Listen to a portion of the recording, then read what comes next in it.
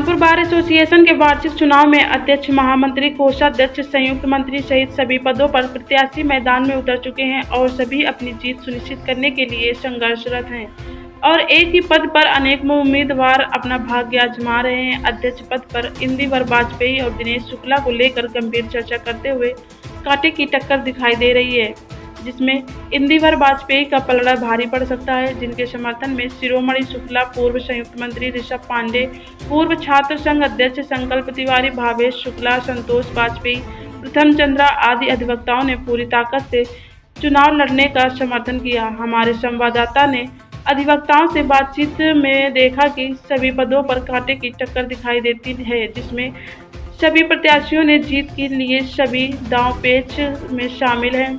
उनके समर्थकों में अपने प्रत्याशी को लेकर जोश है और मजबूत इरादे से प्रचार प्रसार किया जा रहा है। कल चुनाव में कौन किसको वोट देता है और मतदाताओं द्वारा किसको जीत का सेहरा पहनाते हैं, यह तो मतगणना में सामने आ जाएगा, लेकिन जीत को लेकर सभी आशावान हैं और उनका दावा है कि इस चुनाव में मजबूती से पकड़ बनाए हुए और अपनी अपनी जीत का दावा करते दिखाई देते हैं। मेरा नाम इंदिवर वाजपेयी है। मैं सिविल साइड में यहीं पर सिविल कोर्ट में प्रैक्टिस करता था।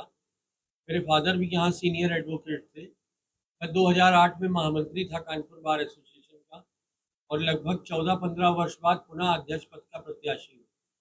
और मेरे जो साथी जो भी अध्यक्ष पद के उम्मीदवार हैं, उनका तो मुझे नहीं पता है, लेकिन मेरा एजेंडा बिल्कुल स्पष्ट है। युवा अधिवक्ताओं के लिए लागत मूल्य पे चैम्बरों का निर्माण कराना, महिला अधिवक्ताओं के लिए अच्छे ग्रीन टॉयलेट की व्यवस्था करना, सोलर सिस्टम लगा के पूरी कचहरी को जगमगा देना और जो बार काउंसिल, सुप्रीम कोर्ट ने जो बार काउंसिल को डायरेक्शन दिया कि 16-17 हज़ार रुपये आप फीस लेते हैं रजिस्ट्रेशन की, उसमें अब आप 700 रुपये लेंगे, तो वो जो फंड है वो जिला बार एसोसिएशनों के लिए एलोकेट कराना, क्योंकि वो फंड अब खाली पड़ा हुआ है। तो जब बार काउंसिल हमारी पेरेंट संस्था है, तो वो जो पैसा बचा है वो वकीलों के हितों में लगे, इसके लिए लड़ाई लड़े। आमतौर पे हर चुनाव में कोई ना कोई मुद्दा जो है निकल के आता है, तो इस चुनाव में ऐसे कौन से मुद्दे हैं, ऐसी कौन सी प्राथमिकता है जो आप? देखिए, हमने आपको बताया ना, प्रमुख मुद्दा अधिवक्ताओं के बैठने का स्थान, कानपुर की मैं बात कर रहा हूँ। दूसरा मुद्दा अच्छे टॉयलेट्स का ना होना।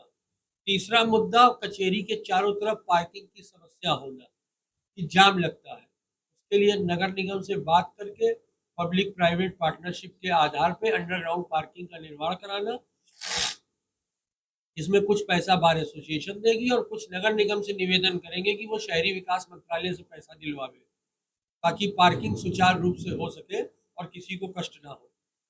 ऐसा देखा जाता है कि अधिवक्ताओं में और अदालतों में अक्सर टकराव होता रहता है और इसी को लेकर कई बार हड़तालें भी होती है, कई बार मुद्दे होते हैं, आंदोलन भी किए जाते हैं। तो ऐसे मुद्दे पर आपके द्वारा पदाधिकारी चुने जाने पर ऐसा कौन सा कदम?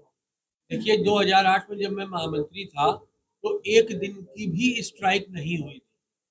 हम लोग बातचीत करके, कोऑर्डिनेट करके, आपस में सामंजस्य बैठाल के, क्योंकि कहा जाता है कि bar and bench are the two sides of the same coin. दो पहिए हैं एक साइकिल, अगर एक भी पंचर हो गया तो साइकिल नहीं चल पाएगी। तो उसके लिए उच्च न्यायालय में बात करी जाएगी, प्रशासनिक न्यायमूर्ति से बात करी जाएगी, जिला जज से बातचीत करी जाएगी और जो डे टू डे प्रॉब्लम्स हैं अधिवक्ताओं की, नकल विभाग को लेके, कुर्सियां ना होना न्यायालय में, पीठासीन अधिकारियों का देर से बैठना, जल्दी डिस्पोजल ना होना, इस पे एक विस्तृत ब्लूप्रिंट तैयार होगा, उस पे आंख में आंख डाल के बात होगी और आगे कार्रवाई करी जाएगी। तो चुनाव नजदीक आ गया है, वोटिंग भी बहुत ही जल्द होने वाली है, अपने मतदाताओं को क्या कहना चाहते हैं? हम अपने मतदाताओं से ये कहना चाहते हैं कि आपने मुझको जांचा है, परखा है और इस्तेमाल किया है, तो इस बार 14 वर्ष बाद मुझे पुनः अवसर दें। मैं पूरा प्रयास करूंगा कि आप लोगों